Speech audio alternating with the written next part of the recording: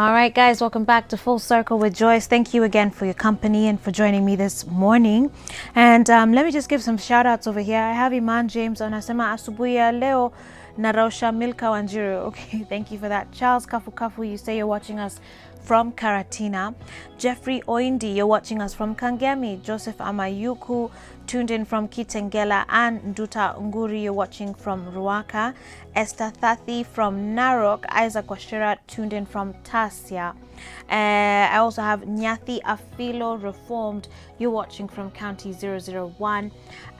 Jilly Mudeo says, this show makes my day. Umoja 2, we're getting you loud and clear. Good morning. Asante sana for that. Sheila Koske as well, thank you for the compliments. I do appreciate every one of you guys. Continue sending in your feedback to 22999.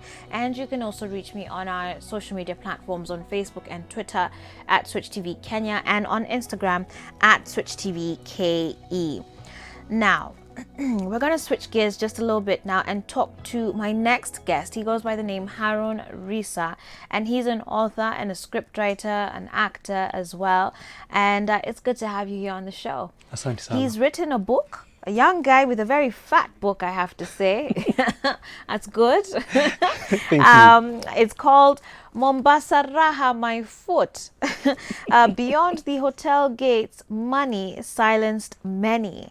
Wow, what a title. I love it. Very catchy, very almost dramatic in the sense that because it goes against a lot of what we, know and love Mombasa for, right? So very quickly, just tell me about this title.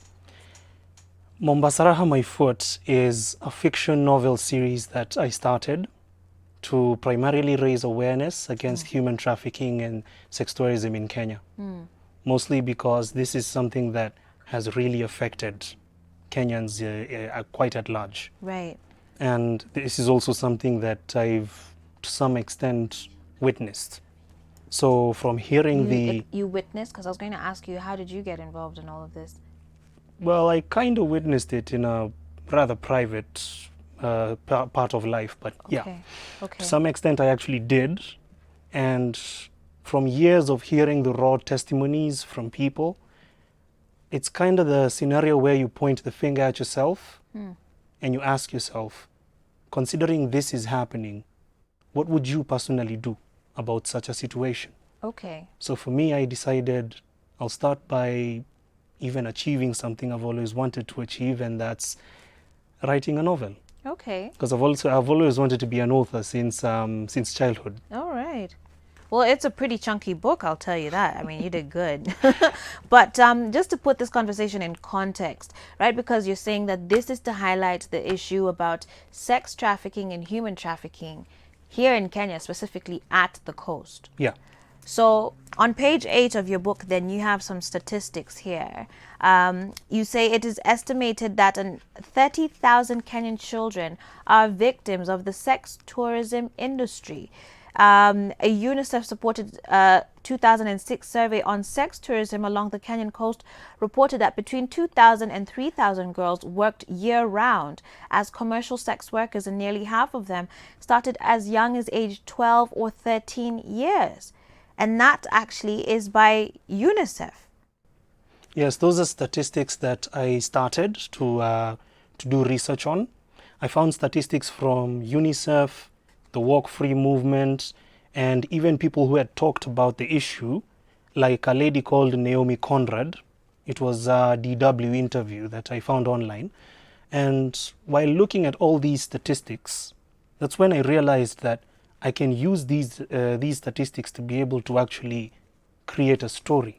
The same way Dan Brown uses the Illuminati to write Angels and Demons.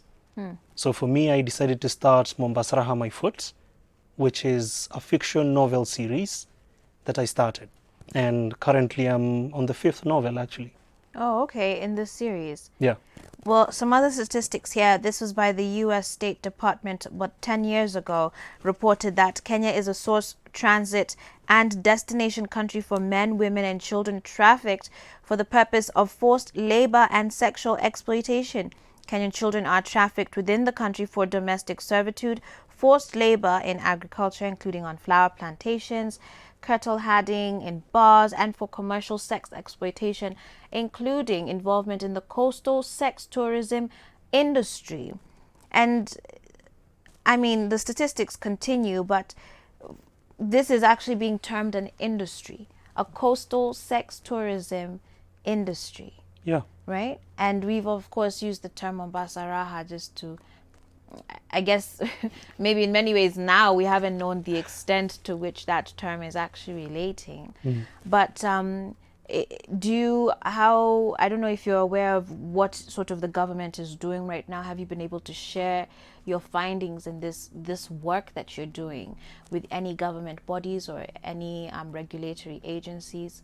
There's an NGO called HART Kenya, HAART Kenya. That is the NGO in Kenya that deals with human trafficking issues. And one of their representatives, she came to my book launch, which was on November 6th at the Alliance Francaise.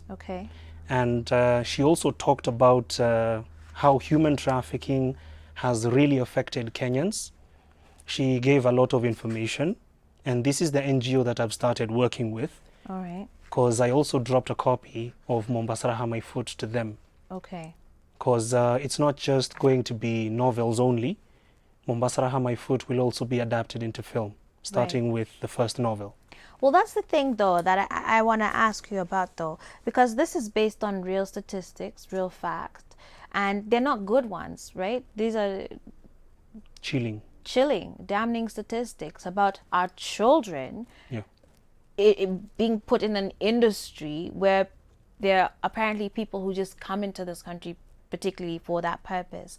Why would you use fiction then to talk about this? Do you feel, does that in any way sort of almost diminish it or lessen it in some way because it's fictional now?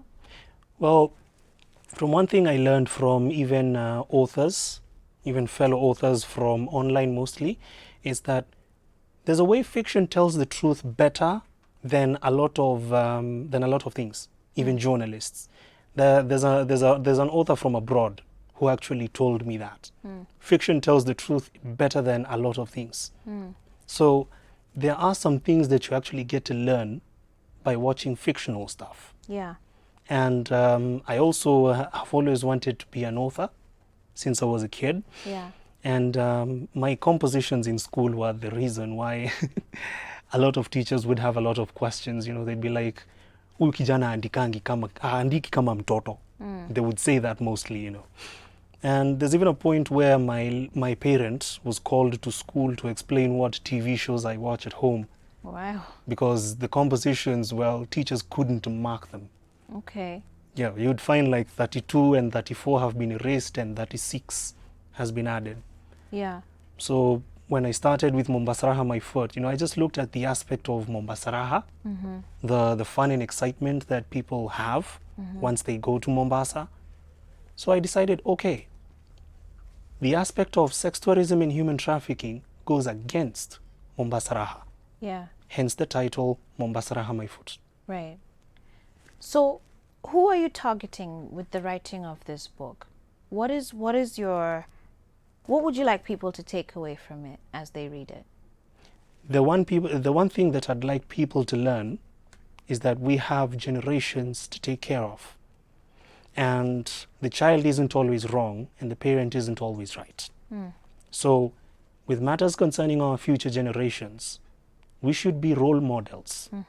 We should be positive role models to the generations that we bring to this world. That's why with matters concerning Mombasa Raha My Foot, I would say that it's not right to use your kid as a source of income, because that's generally what human trafficking and sex tourism is. Right. And there was a very interesting quote here, and it points to the way that we almost diminish this culture of, you know, dating people for money, let me say. I have no problem with interracial relationships, but there was a quote I saw somewhere here about an urban coastal proverb that... nothing gets a family out of poverty faster than a daughter with a white boyfriend. Right. You see, I too have no problem with interracial relationships, as long as you're above 18, of course. Right. But the problem is that you find that there are some families that think we can just sell our daughter to a mzungu somewhere, and then this mzungu will be giving us money.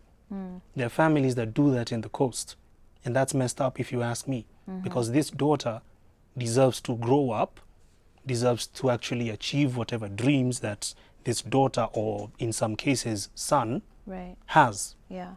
So it's only fair if you actually stop using your kid as a source of income, just because you as a parent have failed to provide for this kid because of sometimes circumstances out of your control. So that's why I also included that quote there, because this is something I've even heard people say. They'd be like, yeah, nothing gets a family out of poverty faster. Yeah. So they would even convince other families. They'd be like, yeah, nothing gets you out of poverty faster. Wow. It's not always about the money, because in the end, you're going to leave this planet the same way you came. Sure. And there's a quote you have here at the back saying, maturity isn't measured by birthday cakes. Tell me about that. Well, the thing is, most people think that maturity is just about the physical aspect of just growing up and celebrating one year after the other. Well, yes, of course, there's no problem with celebrating birthdays. But the aspect is, there's so much more to maturity than just getting older, especially mentally. There is so much that a young person can not only learn, but achieve as well. Right. There's so much, and most people need to realize that too, because we have some examples of young people who have achieved quite a lot before they even hit the third floor. Yeah. Wow. Hey, the book, I mean, it certainly sounds very chilling. You're saying this is the 5th one in this series? Well, Mombasa Raha, My Foot is the first one. Okay. The 5th one that I'm currently working on is called The Pirates of Zanzibar, Darkest Salam. Wow. Hey, Maze, you have the gift of scary titles. But tell us where people can get this book. How much is it as well? And yeah, maybe people would be happy to, go and grab a copy of this book, and just to be able to understand exactly what is going on. You're right that, that information and awareness is very important for us even beginning to address issues. Yeah. The book currently goes for 1,500 Kenya shillings. And you can get a copy through me, getting in touch with me on social media. Okay. Or visiting the Nuria store. Nuria. Nuria, Nuria store. Okay. It's directly behind the Nation Media building. Okay, so what are your social handles? My social handle is my name, HAROUN RISA. HAROUN RISA. Yeah. Across all platforms? All platforms. Great.